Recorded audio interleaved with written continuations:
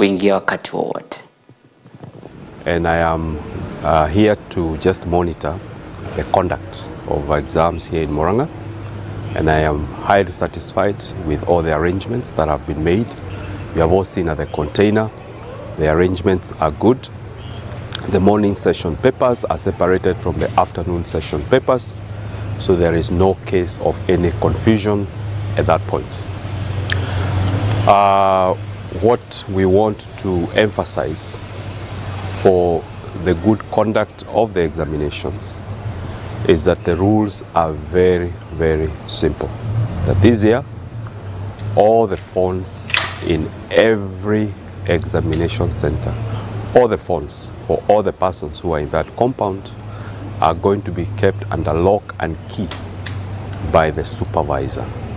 And across the country, we received very good reports of cooperation by the center managers and by all the persons that they are complying with that. So we have a good start to the exams, and if we continue that way, then we will secure the examinations. The second issue is about the gates, because we have monitoring officers who are going around the whole country, and we have insisted that as soon as the vehicle carrying the materials enters the school compound, that gate remains open until when the vehicle leaves with the examination materials. That's a simple rule to follow, and we want to appeal to all the center managers to make sure there is 100% compliance. Na katika hali hiyo ya kuendelea mtihani, walimu 8 wa shule ya upili ya Pala Masongo, kaunti ya Homa Bay, wanazuiliwa na polisi baada ya kukamatwa kwao walipofumaniwa wakichapisha karatasi za mtihani wa KCSE.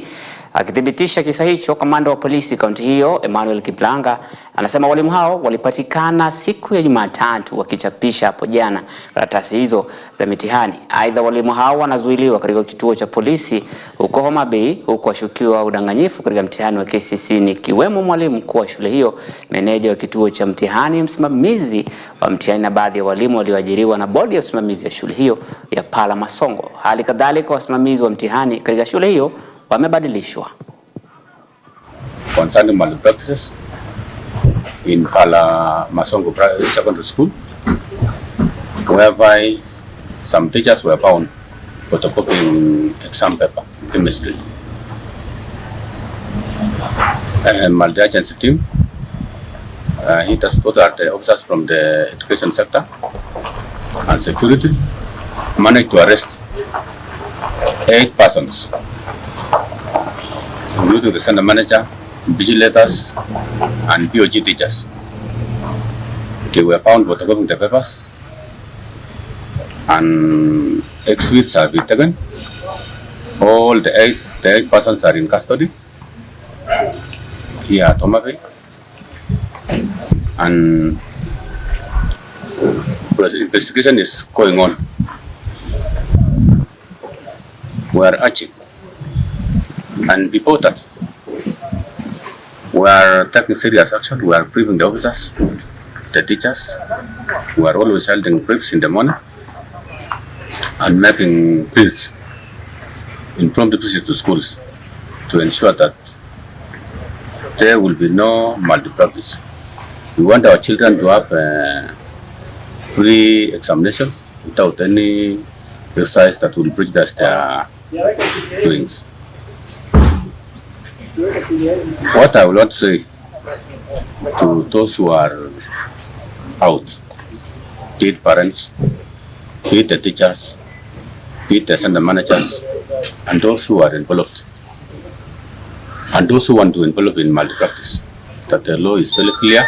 We are firm, and we shall arrest anybody who tries to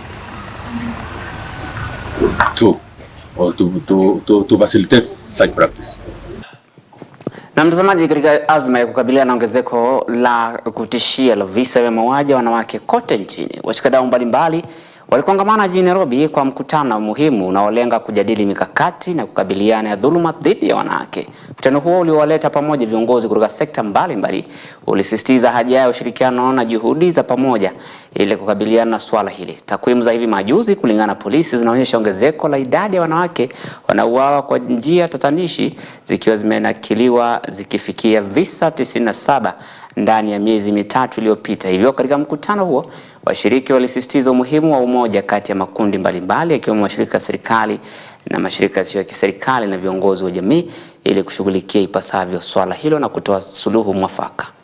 But we have agreed that this is the beginning, and that is why initially we have formed a small committee comprised of men, because men are the perpetrators. But our idea, and this committee is a working group that is comprised of volunteers. We are not going to be spending state resources in coming up with the initiatives.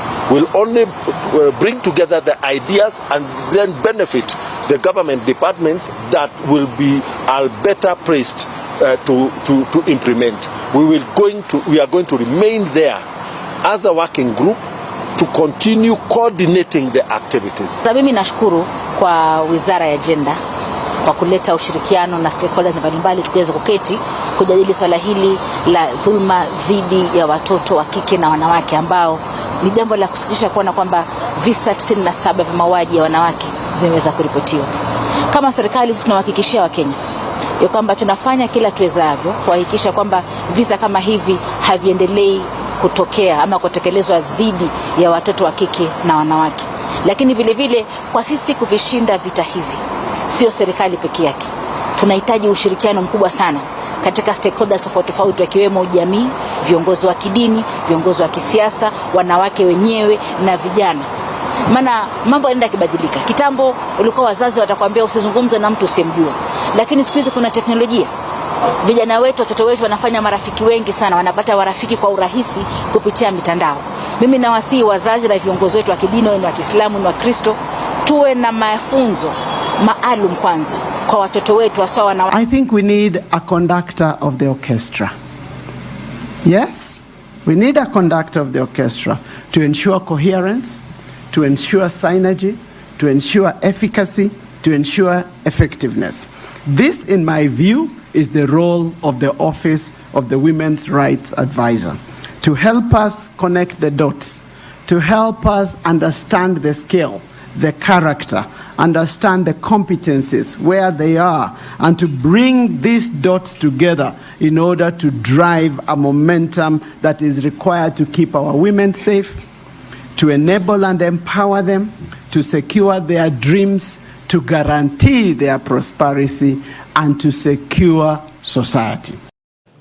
Na mtazamaji, mshauri wa rais kuhusu haki za wanawake Harriet Chegai sasa anataka mauaji ya wanawake kuchukuliwa kama swala kubwa la usalama wa kitaifa, akibainisha kuwa takwimu za wanawake wanaouawa nchini zinatia wasiwasi mno. DCI imeweka takwimu kwa takriban wanawake 97 katika kipindi cha miezi mitatu iliyopita. Chegai ambaye ameendelea kushutumu mauaji hayo ya kiholela amesema kuwa ni swala ambalo serikali inafaa kushughulikia ili kuepuka maafa haya zaidi kutotokea tena, akitaka serikali kuchukua hatua madhubuti dhidi ya wahusika wakuu.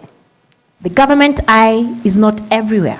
Even as we are saying, this issue of GBV and murders that are going on is actually a big problem in government, something that we need to work on, noting that matters criminal, matters health, femicide is actually a national security issue. We've heard it from the Ambassador Monica Juma. We've also heard the President pronounce himself on this issue. What next? What else do we need? But we are also having another trend that is worrisome and that we must pay attention to. The growing militarization, the growing military spending, the undermining of gender equality, the technological advancement. I mean, the cyber space has become one of the most horrendous space for the abuse of women. One life lost is one too many. We have seen our daughters and how they are murdered. It is criminal. You know, you cannot blame a child for being where they were, not knowing that that space is not safe. The question is then, what are we doing? The reports from DCI says in the last 3 months we've lost about 97 women. That means a woman has been killed every day. A young girl has been murdered every single day. And while we think it's far off, it's as close as to our own households. So can we be the police within our spaces? If you see something is going wrong, pick up your phone and call the relevant authority. Na mtazamaji, ni swala ambalo limeweza kutia wasiwasi zaidi humu nchini, ambalo ni gumzo kubwa kabisa, ambapo wananchi wanazungumzia swala la mauaji ya kiholela kwa wanawake, na hivyo tunatarajia mengi kufanyika kuhusiana na hilo. Na tukiachana na hayo mtazamaji, huku mtihani wa KCSE ukiendelea nchini, ongezeko la visa vya mimba za mapema zimeendelea kushuhudiwa baina ya watahiniwa wa mtihani wa KCSE, hali ambayo imeibua wasiwasi na maswali chungu zima dhidi ya mimba za mapema kote nchini. Hata hivyo, viongozi na washikadau mbalimbali wamelaani vikali ongezeko la mimba za mapema, wakiwarai wazazi na jamii kwa ujumla kuungana na kuwaelimisha watoto wao kuhusu athari za mimba za mapema, hasa katika likizo hili ndefu. Martin Masharia anatuarifu zaidi. Tulikuwa na mabenati wawili ambao walikuwa wamebarikiwa wakajifungua katika hospitali yetu ya Meru. The incidences of teenage pregnancies and child marriage reduced drastically. Mtoto hajafika umri wa kuzaa, kizazi chake ile kiuno chake ni akijakoma. Ongezeko la mimba za mapema zimeendelea kuadhiri wanafunzi wa sekondari nchini, huku mtihani wa KCSE ukiingia siku yake ya pili. Katika kaunti ya Narok, mwanafunzi mmoja kutoka shule ya sekondari ya Chepkoyet iliyoko Transmara Mashariki alijifungua mapacha katika hospitali ya Ndanai iliyoko katika kaunti ya Bomet. Tukio hili limeibua maswali kuhusu changamoto zinazokumba wanafunzi wa kike wanapokuwa kwenye kipindi cha mtihani. Hali kama hiyo ilijitokeza katika kaunti ya Meru, ambapo wanafunzi wawili walijifungua katika hospitali ya umma ya Imenti Kusini. Aidha, katika kaunti ya Nakuru, msichana mmoja aliwekwa katika hali ya tahadhari baada ya kuingia katika uchungu wa kujifungua dakika chache kabla ya kuanza kwa mtihani wake. Today we received one of the students who is a female by the name of Cisco Chepkuri, who comes from Laliat village within Ainamoi sub-county or constituency. Today she came to a hospital and she was a mother who was expecting a baby, but she came with a condition called fetal distress, which made her be taken to our theater, and she was done cesarean section, and she gave birth to a baby girl weighing 2.8 kg, and the baby actually is in stable condition. At the same time, the mother is also doing well and she's receiving medication. Chanzo mojawapo wa mimba za mapema ni ikiwemo ukosefu wa elimu ya kinga, ambapo vijana wengi hawana elimu ya kutosha kuhusu mbinu za kinga dhidi ya ujauzito au maambukizi ya magonjwa ya zinaa. Mazingira ya familia, ambapo familia ambazo hazina mawasiliano mazuri, migogoro au mazingira ya ukosefu usalama unachangia pakubwa katika ongezeko la ujauzito wa utotoni. Shinikizo la kijamii na rika, vijana wengi wanaweza kujikuta wakifanya mapenzi ili kutafuta umaarufu, kubalika katika jamii au miongoni mwa rika lao. Ukosefu wa miongozo bora pia ni mojawapo wa chanzo, ambapo kupotea ushauri mzuri kuhusu masuala ya ngono na afya ya uzazi kutoka kwa wazazi, walimu na viongozi wa jamii. Maskini na hali duni ya maisha inaweza kuwa kikwazo cha upatikanaji wa elimu, huduma za afya na fursa za maendeleo, hivyo kupelekea vijana kujihusisha na ngono katika umri mdogo. Na hata kama tutastaja idara, tuseme shuleni ama wapi, jukumu ni la mzazi. Mzazi ndiye ambaye anakaa na mtoto wake, anamfundisha akiwa mdogo, na anapokuwa mkubwa yale maadili akiyashika, hakika hawezi kupotea. Hata hivyo, viongozi wa jamii katika kaunti ya Lamu wameonya kuhusu ongezeko kubwa la ujauzito utotoni na ndoa za mapema mwaka huu ikilinganishwa na mwaka wa 2023.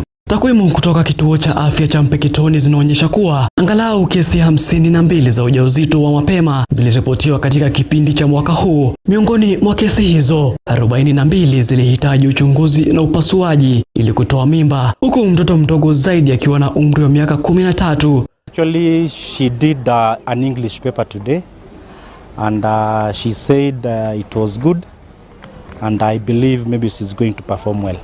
Hata hivyo, viongozi wa jamii katika kaunti ya Lamu wameonya kuhusu ongezeko kubwa la ujauzito utotoni na ndoa za mapema mwaka huu ikilinganishwa na mwaka wa 2023. Takwimu kutoka kituo cha afya cha Mpeketoni zinaonyesha kuwa angalau kesi 52 za ujauzito wa mapema ziliripotiwa katika kipindi cha mwaka huu. Miongoni mwa kesi hizo, 42 zilihitaji uchunguzi na upasuaji ili kutoa mimba, huku mtoto mdogo zaidi akiwa na umri wa miaka 13. Ni jambo ambalo limetugusa sisi kama ofisi ya mashirika la Muhuri, kwa sababu mimba hizi zimetokea kwa watoto wadogo. Kwa nini tunasema watoto? Kwa sababu ni wasichana walioko katika umri wa chini ya miaka 17. Martin Masharia, runinga ya EBN. Na mtazamaji, hilo ni ripoti ambalo limeandaliwa na Martin Masharia kuhusiana na mimba za mapema kwenye nafasi hii ambapo ni wakati wa mtihani, ambapo visa zaidi ya 100 vimerekodiwa kuhusiana na wasichana wachanga kuweza kupachikwa mimba kiholela. Hivyo kuangazia ripoti hili ni la kina sana ili wazazi waweze kupata na kuweza kuelewa na kuelimishwa kuhusiana na chanzo na mbinu na suluhu la kufanya kuhakikisha kwamba visa hivi haviongezeki tena zaidi. Na mtazamaji, tukisonga mbele na taarifa zingine ambazo tumekuandalia ni kuhusiana na serikali ya kaunti ya Homa Bay ambapo kwa ushirikiano na serikali kuu imeanza rasmi mpango usajili wa wakazi wa Homa Bay katika mfumo wa bima ya afya SHA. Akiongoza hafla hiyo, gavana wa kaunti ya Homa Bay Gladys Wanga alisisitiza umuhimu wa bima hiyo kwa wananchi. Mpango huo ulizunduliwa kwenye kongamano lililowaleta pamoja washikadau mbalimbali wa afya kutoka serikali kuu, maafisa wa bima ya afya ya SHA na serikali ya kaunti ya Homa Bay ili kujadili mustakabali na usajili wa wakazi zaidi ya milioni 2 chini ya mpango huo wa afya wa SHA chini ya siku 10. The RRI begins today. And we will be running this RRI, the county government together with the national government and SHA, for the next 10 days. And in the next 10 days, we want to have registered 1 million of Homa Bay residents.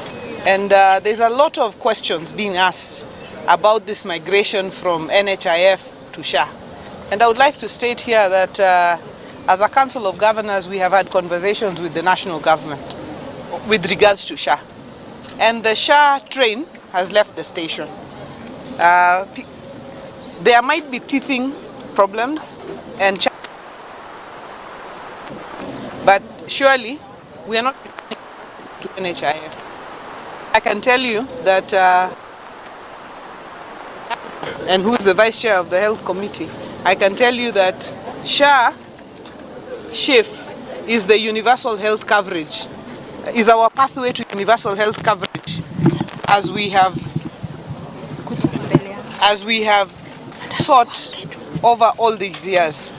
And I can tell you without contradiction that once SHA and SHIF, once this has come out of this phase of transition, we will have a system superior to what we had with NHIF.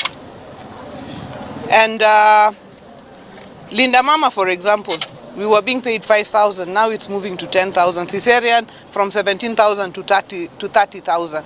Right now, all our level 2 and 3 facilities will be, for every person registered, our level 2 and 3 facilities will be receiving capitation of 900 shillings per person for the year, which means that at level 2 and 3, our people should be able to receive healthcare for free, really. And as you move up, I think this is a system that we would like to embrace, and I'd like to ask, change is not easy. Na mtazamaji, kwingineko, Rigathi Gachagua amewasihi wa Kenya kwa uangalifu na ni wapi wanatafuta msaada hasa wa kiafya ili kuzuia matatizo na hata maafa. Akizungumza wakati wa mazishi ya mwenda zake Lucy Wambui Ng'ang'a aliaga dunia baada ya upasuaji wa ulimbwende kwenda mrama, Gachagua alikariri kuwa licha kuwa kama taifa tuna changamoto tele katika sekta ya afya, ni bora kuwa angalifu zaidi na sehemu wanazotafuta msaada wa matibabu. Wakati huo Gachagua alielezea vile kuwa msema kweli kulimuingiza matatani na kumgharimu kazi yake aliyopewa na Wakenya kutamatika. And as we bury Lucy, we want to call on our authorities of regulation of medical facilities to protect the people of Kenya from being driven into the wrong direction. Because Kenyans are simple people and are gullible. And when you market your establishments in a nice way, because they are very trusting, more often than not, they are likely to believe you. And then you end up in a facility that is not licensed, that is not professional, and then we end up with the situation we are in today. Again, let me call upon our people to always be careful where you seek help when you need help in matters medical. I know we have many challenges as a country in terms of our health systems,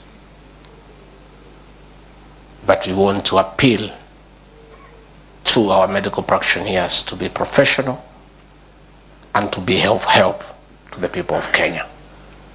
When people seek medical attention, they do so because they are in need. And it is very sad when we take advantage of people who are seeking help and don't take them in the right direction. We are there. And I say probably in what has happened to us in leaving office, at least the positive thing is that now we have enough time for friends like Nganga. Some of us have gotten in a lot of trouble because of being truthful. But I want to tell you, even the Bible says, the truth shall set you free. So as I wind up, so that I introduce the leaders here, I want to tell the people of our region not to get worried. Many people are calling me, oh, what's going to happen? Please, don't worry. Our community is very unique, and many people are shocked. We expected people to go to the streets, lighting bonfires, destroying vehicles, shouting. No, that is not who we are. These people don't know us well. As when we feel offended, we feel bad, we keep quiet. Si ndio? Mutaendelea kunyamaza? Keep quiet. Say nothing. And if you feel so strongly you must express yourself, do it through song and dance. Unatajwa kwamba huo ni wosia wa Gachagua ambaye aliyekuwa naibu wa rais wa taifa la Kenya, ambaye alikuwa naibu wa rais wa pili baada ya kuteuliwa kwa Kindiki. Ametoa wosia ambao ni wa maana zaidi. Hata hivyo, tukisonga mbele, wakazi wa eneo la Kiamana, eneo bunge la Bahati, kaunti ya Nakuru, wanakadiria hasara baada ya umeme kupotea kwa zaidi ya wiki 3 sasa. Wakazi hao wanalalamikia kusalia gizani bila kuweza kufuatilia matukio tofauti humu nchini, kukosa kufuatilia shughuli za kitaifa kama ile ya kuapishwa kwa naibu wa rais Kithure Kindiki. Wanafunzi wa kidato cha 4 nao wakitatizika na vipi wanaweza kudurusu wakati wa mtihani wao wa KCSE. Hata hivyo, wakazi wengi wakilalamikia kuingia mifuko yao zaidi kutafuta njia mbadala ya kupata mwangaza wakati wa usiku, licha pia ya wizi ukudorora eneo hilo. Nimekasirika sana juu ya watu wa Kenya Power. Hata mimi venye nimetumana saa hii nimesema hivi, wakuja hapa kwangu hata sitafunga geti, hata mita haijafungwa. Wakuja wamebeba maima mita zao, hata walitubebea transformer hapa. Sasa kila siku ni shida. Natumia 30 bob badala ninunue boga. Kila siku 30 bob. Kila siku 30 bob. Simu hata Kindiki mwenyewe sikuona akiapishwa. Sasa ni maneno gani hii? Hii Kenya yetu inaenda aje? Maisha imeenda kusharateka kuisha giza tu. Hata tuzi nilifokolo simu hapa juu ya giza. Tafadhali nimeomba rais wetu Ruto akuje atuambie Kenya Power wakuje waturudishie mita transformer. Sasa hii ni wiki ya 3. Na kwingine kwa mtazamaji, umiliki wa soko ya Makindu iliyoko eneo bunge la Kiboezi Magharibi umezua ubishi baada ya sehemu ya soko hiyo kuchukuliwa na mwanakandarasi anayedaiwa kuwa anajenga soko la kisasa kwa muda wa miezi 6 ijayo. Wakizungumza waliokuwa wakiegesha bidhaa zao na wachuzi wa mboga matunda na bidhaa zingine wametoa makataa ya wiki moja watafutiwe soko mbadala, la sivyo wataongoza wanachama wao kususia swala hilo hadi pale hali hiyo itabadilika. Mwenyekiti wa muungano huo wa wafanyabiashara wa rejareja katika kaunti ya Makueni, Dadi Nyongo, amelalamikia kutohusishwa kutoa maoni yao kutokana na mradi huo unaogombaniwa umiliki wake na serikali ya kaunti hiyo na mbunge wa eneo hilo la Kibwezi Magharibi, Mwangi Mtuse. Tutafutie mahali ya kutandika tufikapo on Thursday. Na Thursday ikifika tukiwa hatujapata mahali pa kwenda kuja kutandikia on Monday, tunaona ile tutafanya, tutaacha soko ya Makindu na tutafute soko ingine tuwe tunaenda pale. Hapana, aki kama yeye anakula na anatelemusha na kama jimbariti, sisi tunakula makaa moto na tunatelemusha na jipu. Saa hii watu wa Makindu tuko mbaya sana, tuko mahali mbaya sana. Kuanzia leo sasa watu hawajauza, wale ambao hawajaingia. Yote imepandwa nini mapati ikawekwa hapo ndani na sisi tumehangaiki hapo nje.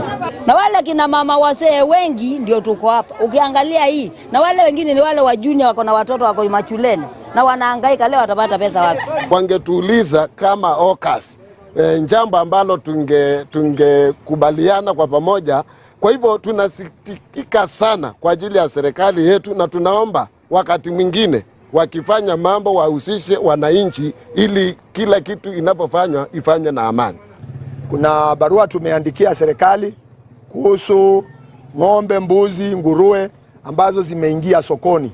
Unaenda unakuta mama ameleta nyanya yake kutoka huko juu na asubuhi akiamka anakuta hana chochote. Sasa huyo mtu utamsaidia kwa njia gani? Naomba serikali ya Makueni, kulingana na barua ile ambaye najua imeandikwa na chairman, isipofanya jambo ikifika tarehe 7 ikiisha kutoka leo, sisi wenyewe hatutakuwa tukilipa kodi ikiwa watu wanakuliwa vitu vyao na kondoo na mbuzi na nguruwe. Na mtazamaji, mafundi wa ujenzi wanaoendeleza ujenzi wa nyumba za bei nafuu kaunti ya Bungoma mapema leo wameandamana wakilalamikia swala la kubaguliwa kazini. Wakizungumza na wanahabari, wafanyikazi hao wanaelezea kutoridhishwa na mwanakandarasi aliyepewa ujenzi wa nyumba amewabagua zaidi wafanyikazi hao katika eneo hilo na kuwaleta wengine kutoka sehemu mbalimbali kinyume na ilivyo sheria ya 80% ya wafanyikazi ambao ni wenyeji. Juhudi za kuzungumza na mkandarasi huyo hazikufua dafu, huku ghadhabu ya waandamanaji hao ikitulizwa na naibu chifu wa Msiokoma Msahaemba aliahidi kushughulikia matakwa yao. Hapa katika sehemu hizi kuna udhulumaji ambao kwamba uko ndani ya wafanyakazi. Kuna subcontractors ambao kwamba wamechaguliwa na ni wawili ambao kwamba wamesema wanasimamia sehemu kama hii. Wao kazi yao ni kuleta watu ambao kwamba ni watu kutoka sehemu za kwao. Na hao watu wamesimama hapa ni watu wa eneo ya Bungoma, hata kila mmoja akionyesha identification card yake au kitambulisho ni mtu ambaye kwamba ni mkaaji wa Bungoma. Watu wanafanya kazi hapa ndani, sisi tukikuja tunaambiwa hakuna kazi. Na watu wenye wanafanya hii kazi wanatolewa wapi? Na wanasema kila wakati hakuna material. Na material yenye hao watu wanafanya kazi inatoka wapi? Kitu yenye imenishangaza kwa site kubwa kama hii, affordable house, wanaleta material na mgogoteni. Ulisema material italetwa na mgogoteni?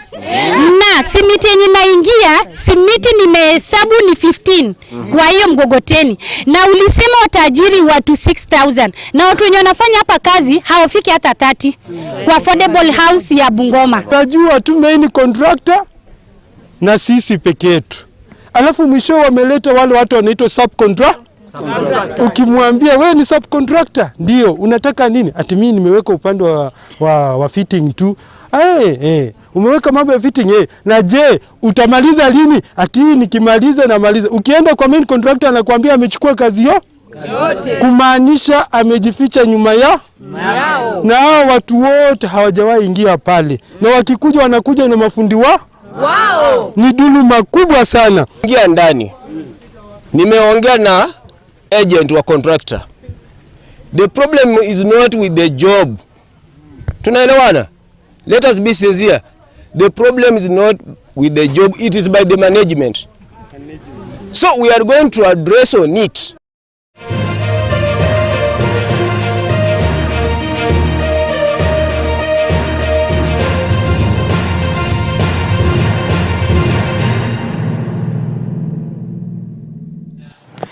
mtazamaji, katika michezo ni kwamba kipute cha Chairman's Cup kitazinduliwa hapo kesho katika kaunti ya Bungoma, eneo bunge la Kimilili. Akizungumza mapema hii leo, mwenyekiti wa FKF tawi la Bungoma Dennis Nyongesa amesema kuwa kipute hiki kinalenga kukuza na kuwanufaisha wachezaji na timu zinazoshiriki mechi za ligi tofauti chini ya mwavuli wa FKF ndizo zitakazoshiriki pekee. Nyongesa ameongeza kuwa jumla ya timu 32 za kiume pamoja na 8 za wanawake zimekwisha kujiandikisha. Ni kauli iliyoungwa mkono na kiongozi wa kina mama katika hata hivyo FKF Jacinta Machasio, akidadisi jinsi mpira wa kina dada utainuka endapo viongozi watatilia maanani. Kwa upande wake, katibu wa FKF Bungoma Caleb Mwai amesisitiza kutumiwa kwa wachezaji ambao wamesajiliwa kwa tovuti ya FKF ili kusaidia timu mbalimbali kwenye matayarisho na muendelezo wa ligi wanazoshiriki zaidi. Timu kwa wanaume itakayoshinda itapewa 70,000 na uniforms, na namba 2 50,000 na uniforms, namba 3 40,000 na namba 4 30,000. Kwa upande wa wasichana, ya kwanza itapewa 50,000, ya pili 30,000, ya tatu 20 na ya mwisho 10,000. Tumefanya hivyo kwa sababu tunataka tu promote hizi timu zetu zikuwe busy. Badala ya kucheza hizi tournaments ambazo haziko recognized na FKF, wacheza ile tournament ambayo sisi wenyewe tunasimamia na ambayo tunaiincorporate kwa ligi calendar. Nafikiri zile za wanasiasa hazina mwelekeo mzuri. Tukijaribu kufuatilia ina turn more political. Na teams zinacheza, lakini kufikia mwisho kwa award inakuwa changamoto kubwa sana. Tournaments mingi zimetengenezwa hii Bungoma County, including hata zile wanawake wametengeneza. Women leaders wametengeneza tournaments. But kuweka timu ya wanawake unakuta kuna mvutano. Yani lazima muende hapo muwapaswed ama mulazimishe ndio labda achukue timu ya wanawake. But Chairman Dennis alikaa chini na kulingana na mpira ya wanawake vile tumeiendesha chini yake kama chairman, yeye mwenyewe amekiri kwamba wasichana wako na chance mzuri akicheza kupromotiwa kwenda huko juu ni rahisi. Na ametuonea huruma, akaona yeye atachukua timu zote ambazo zilifusu 5 kuingiza kwa tournament yake. Hiyo imenipea furaha na hata siwezi ongea kupita hapo.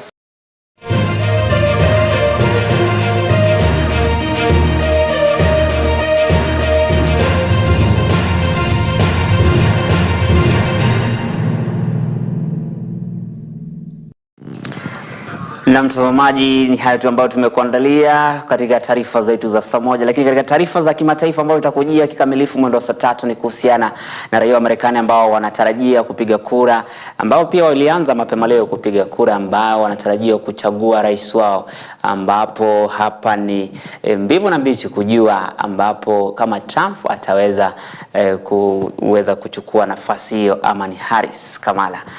Ni hayo tu mtazamaji tumekuandalia kwa sasa. Mwendo wa saa 3 utarejelewa na mengi zaidi mtazamaji. Usilimbali, jina langu ni Emmanuel Marwa na kutakia usiku mwema. Tupatane hapo kesho panapo majaliwa ya Mwenyezi Mungu.